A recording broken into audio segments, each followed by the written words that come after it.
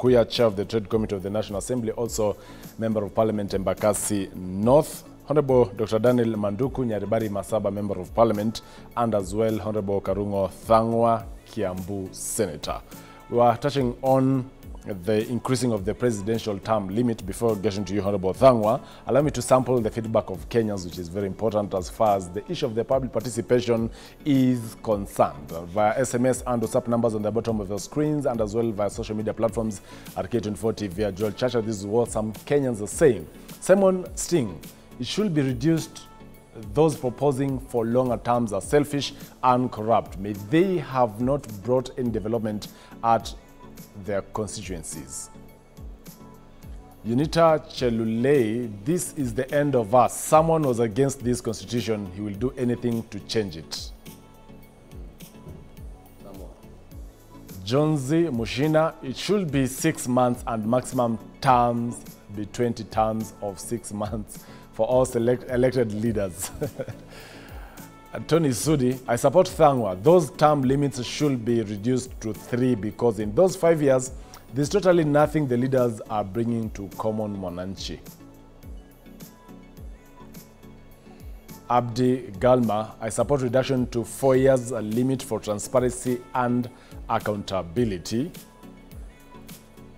Nelly Ellen, we should all unite as Kenyans and stop this leadership because it will cost us a lot to come back to our feet.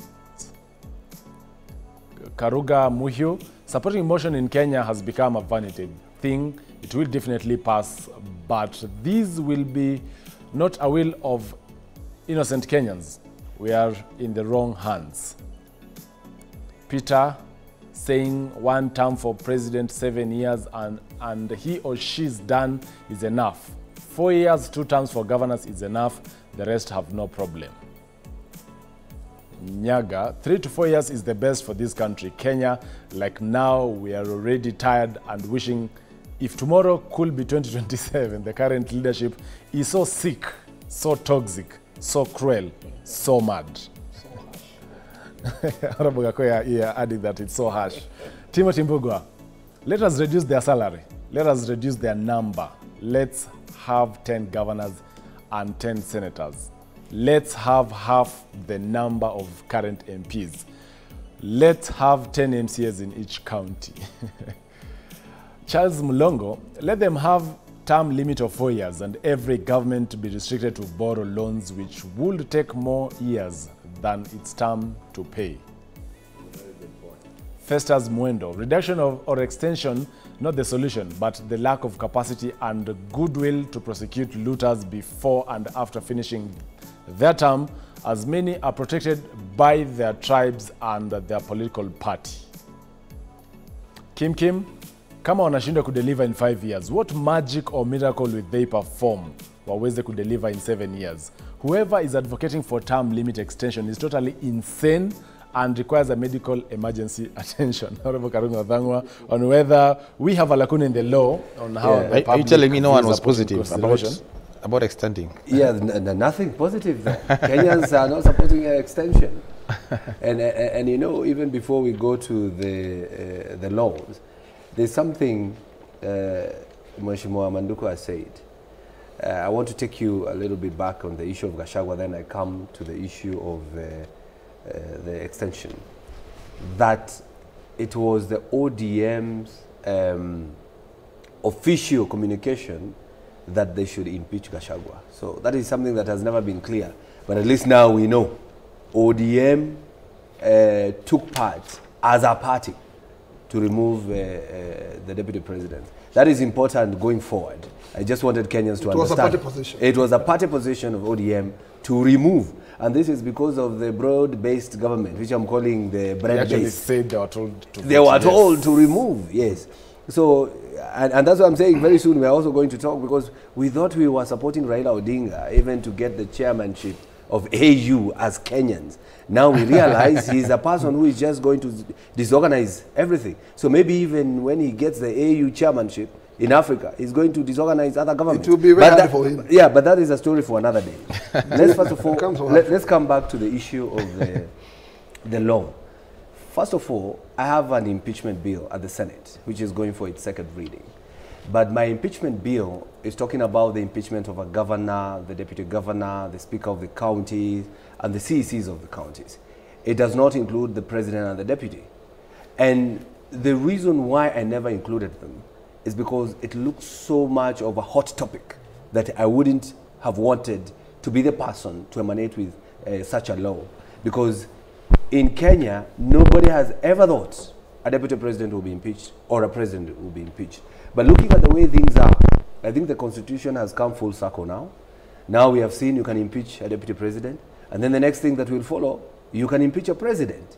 So the law is not very clear on what happens once an impeachment of the deputy president and the impeachment of a president happens. So that's why, as Honorable Gachagua was saying, we need a law to deal with that issue. Because if you look at how things were done, and I'm always saying this was a pre-planned, premeditated issue on the removal. That's why it was like that story of Simon Makonde, who was born on a Monday and died on a Sunday. Because it happened in Parliament. It took just actually a day to deal with the issue. Then it came to the Senate. A Senate that had 10 days only took a few days to deal with the issue. Then immediately the deputy president was impeached. The government printer was working overnight. You know? Efficiency. Maybe. Efficiency. Similar to that of the Adani. I'm telling you. And after that, the parliament was actually anticipating the outcome of the Senate, such that they have never sat on a Friday, but they gazetted a special sitting on Friday, waiting the outcome. Why were they waiting for the outcome? Because they knew what was happening and what was supposed to come. Then immediately after that, the president appoints a deputy president. Is taken to parliament. Is vetted within the shortest period of time. Not even vetting, voting. They voted within the shortest time period. And then they wanted to swear him in the next day. Then the courts gave an injunction. So what I'm trying to say is the law is supposed to be very clear. And the constitution gave the president 14 days to nominate. Within 14 days. So I don't know why they hurry within a day, within a few hours. Then the same constitution give parliament 60 days to approve the appointee of the president. Why 60 days? So that they can do one, they do public participation. They ask for memoranda. They ask people to come and say whether this person is capable of holding such an office. They give IEBC enough time to look at the documents, to look whether this person is viable to be the deputy president. And if you look at it all, you will see that the constitution of my party, which is UDA, says that the party leader will be the president. The deputy party leader will be the deputy president. So Kindiki is not the deputy party leader in other words. That's the point. They could have just started from the party itself. Say, okay, we are kicking out the deputy president, Rigathi Gachagua, as the deputy party leader of UDA. Then they put Kindiki. Then they followed their constitution first before bringing him to parliament. But there are already plans of removing Rigathi Gachagua as the deputy party leader. There is a NEC meeting that will soon be convened. But maybe it is too late. So it ought to have come after... Before even they take the appointment of Kithure Kindiki to parliament. Kithure Kindiki should have been the deputy party leader before becoming... or being appointed... Before being appointed. He should have been the party member of UDA. So he should have resigned 3 months from the position that he holds today. And that is Article 137 of the Constitution that talks about that for you to be eligible to be an elected person, you should have, 1, resigned from your position before election. 2, you must be a member of that political party before your nomination. Okay? So in whatever happened, they were in a rush. They never read through the law. They never consulted, because all they care is we're going to swear him in. Also, Kindiki is a professor of the law. You know, when it benefits you, I mean, he's waiting for that. He wants that. And then he will argue, I was given. You know, I never fought for it. Somebody just appointed me. And you know, and we're reading the newspaper here. There's a very sad story of a young girl from Kirinyaga. It is a big story here that this lady was murdered in Kiambu in Thika. And we have not had even the deputy president designate, who is in charge of interior, discussing this issue or highlighting this issue. There is a lot of murder that is happening, but nobody is questioning. Even Parliament itself, they should have vetted him before appointing him to be the deputy president designate and ask all these questions. If we can entrust you with just one docket for you to make sure Kenya is safe, and you have not been able to execute your mandate as per the standards, what makes you think that if we give you the deputy president, you're going to execute that role well? Those are some of the questions that they should have. Well, but again, it was just premeditated, pre-planned, and it happened. Well, interestingly, already Karungo Thango has shifted this topic from the issue of the term limits to the conversation on the impeachment of the Deputy President, Gachagua. Honorable Manduku, you know, Kindiki yesterday failed to appear before the Senate. And it's not clear whether he's now the Deputy President designate or still the Interior Cabinet Secretary. Which position is he holding right now, in your opinion? I think you're putting me on a tight spot. You know, I'm not a lawyer. You know, I'm not a lawyer. But having been in politics, I can say with confidence that Professor Kindiki is the Deputy President. Designate. Never mind the fact that he has not been sworn in. So it's proper to refer to him as the what my eloquent friend, Senator Karungu, is saying is that there's a lacuna in the law, and the law never anticipates a lacuna. In fact, in my opinion, even what is going on in court, at the end of it, will end up being purely an academic exercise. It will probably lay a path for future impeachments and clear the anomalies in our jurisprudence in as far as impeachment and replacement is concerned. Why am I saying this? If you look at Honorable Rigathi Gachagua today, you can easily tell that all the instruments of power or instruments that we associate that office with have been withdrawn.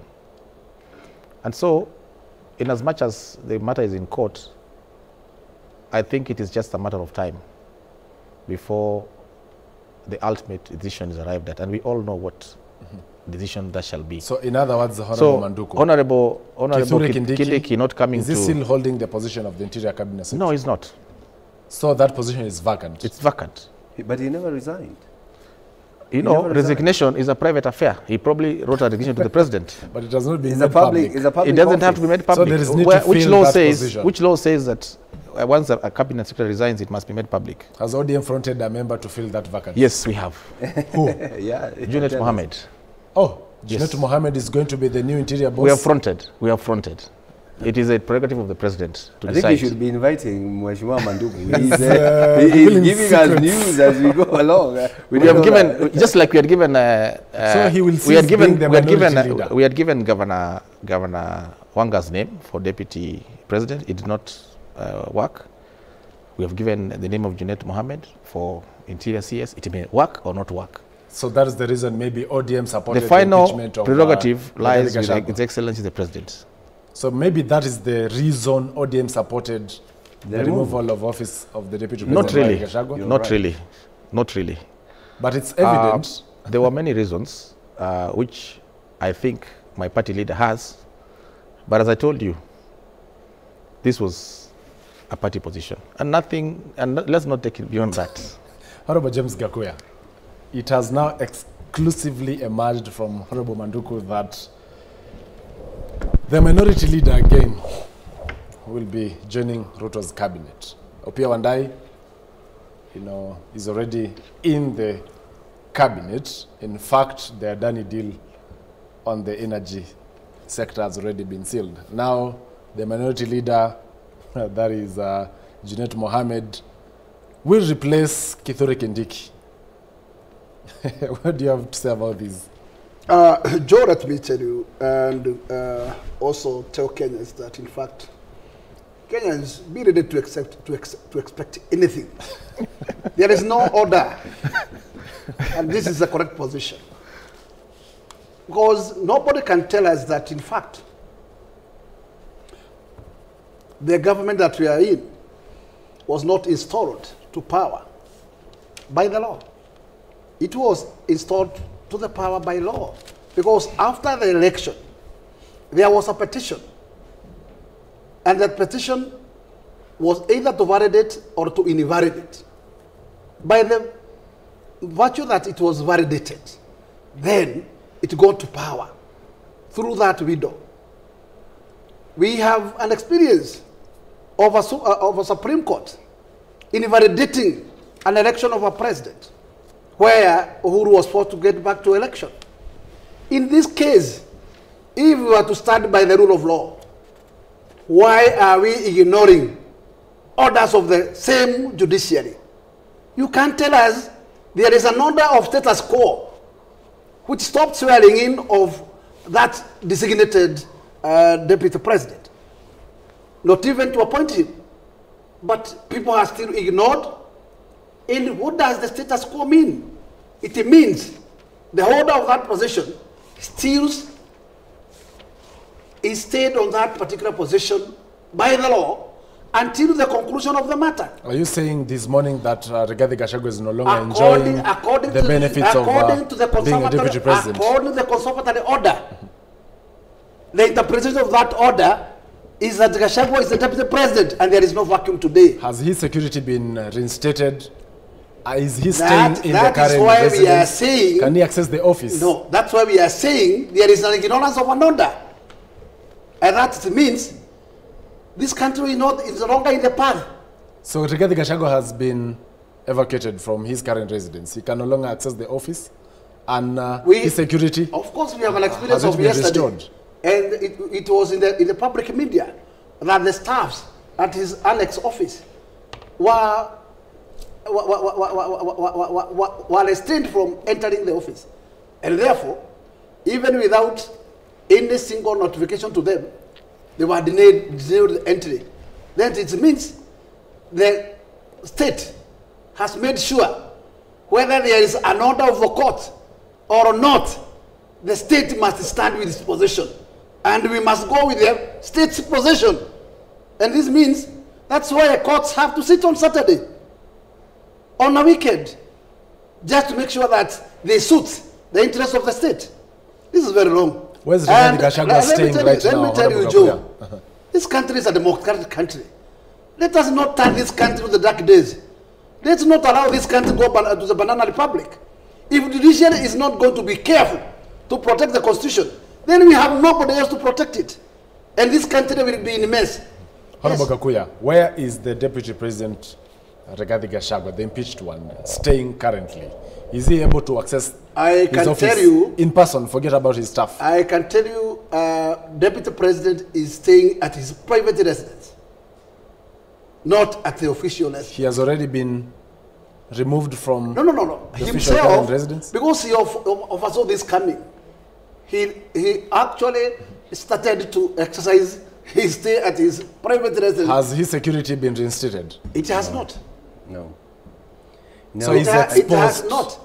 Yes. So he's an exposed man. Currently, he's using his private security. And we read in the news that his staff, about 108, were sent on compulsory leave. You see, that is one of the things that the state is doing to cripple the office of the deputy president. So that's why he cannot even go to the official residence in Karen, because who are you going to meet there? There is no secretary, there is no employee, unless he just gets there alone without security. So even for his he's a lonely man at the top. It's not about being lonely. You know, it's not about being lonely. What I'm trying to say is that everything has been removed, all the instruments of power, all the staff, the human resource. So, and that is being done to intimidate him and to make sure that he's not the man that we expect him to be. So the only thing that he can do is to fight in court, and we are saying, and we are asking the judiciary. Judiciary is the only arm of government that is supposed to protect the constitution. Of course, it is the right of every member, even parliament, to protect the constitution that is swore with. And remember That is what we said, everybody, when we were being sworn in, that I swear to protect the Constitution. But are we doing that as a legislature? So now we are left to the judiciary to make sure that With the they hope look that into it will this be issue. compromised. With the hope. And Mheshimiwa has just said here that they sat on Saturday. For the first time in the history of this country, even when there is extrajudicial killings, even people are missing, the judiciary has never sat on a Saturday. And I even heard that one of the judges is an SDA, so he even misjudged to sit on a Saturday so that they can please the Because state. the matter was too urgent. I understand Honorable Manduku will Yes. be leaving this panel in a few. Yes. Just your closing remarks as far as the issue of the impeached Deputy President Gachagua is concerned. I think we've concentrated on this matter, I think, for the last 1 month or so. I still believe that there are many pressing national issues. We're currently having our students sitting for their final year examinations in Form 4. We are having challenges with the social health insurance. In fact, it's only yesterday where I was in a fundraiser for one of the patients undergoing dialysis. We still have challenges with employment. We still have lots of challenges with our manufacturing sector. And so I think as a nation, we need to reset our priorities and focus on those things that touch the Who common will man. do that? Who is a part of Deputy the President Gachagua is not a common man. He has had his 2-year stint. He still has a lifeline in the courts, which I personally believe in so much, as the Honorable Thangwa has aptly put it.